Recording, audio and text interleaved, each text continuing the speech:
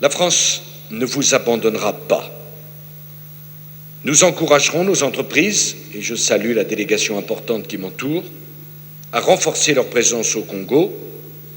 Que voudrait dire, pour un président, faire un discours sur l'avenir du Congo si les entreprises ne donnent pas du contenu dès le lendemain à ce discours?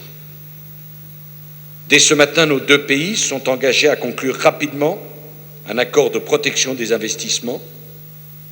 Vous pourrez également compter sur la France pour plaider votre cause, et au-delà celle de l'Afrique, dans toutes les grandes enceintes internationales. Et je veux dire une fois encore que je conteste le choix désastreux qui fait que l'Afrique ne compte aucun membre permanent au Conseil de sécurité des Nations Unies. C'est injuste et c'est imprudent de considérer qu'on peut régler les problèmes du monde sans tenir compte d'un continent peuplé d'1 milliard d'êtres humains. Je le dis aussi, je regrette que la présence africaine n'existe pas plus fortement dans le cadre de la réunion du G20. Et je me bats pour que le G8 se transforme en G14 avec un certain nombre de représentants du continent africain. Enfin, la France vous aidera à effacer le fardeau de votre dette, y compris la dette, Monsieur le Président, qui est contractée avec mon pays.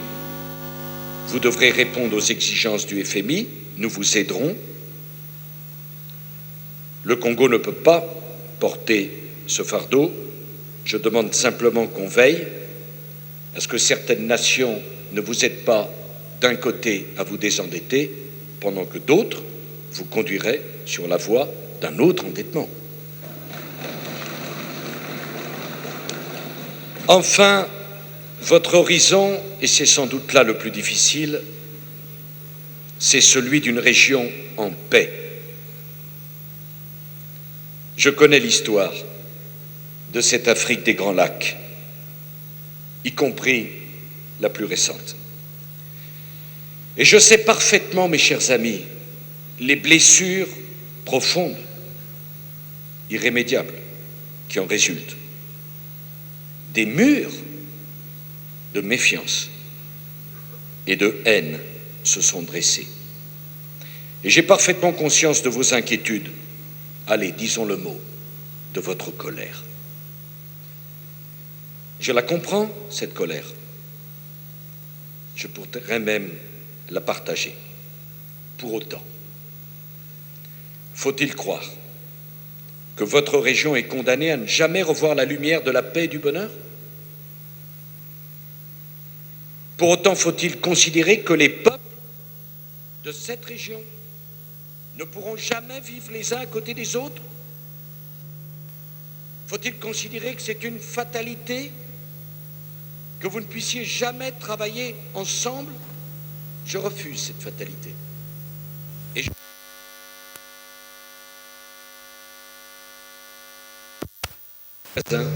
avec qui nous nous sommes affrontés dans des conditions de cruauté qui n'ont rien à envier à ce qui s'est passé dans votre région.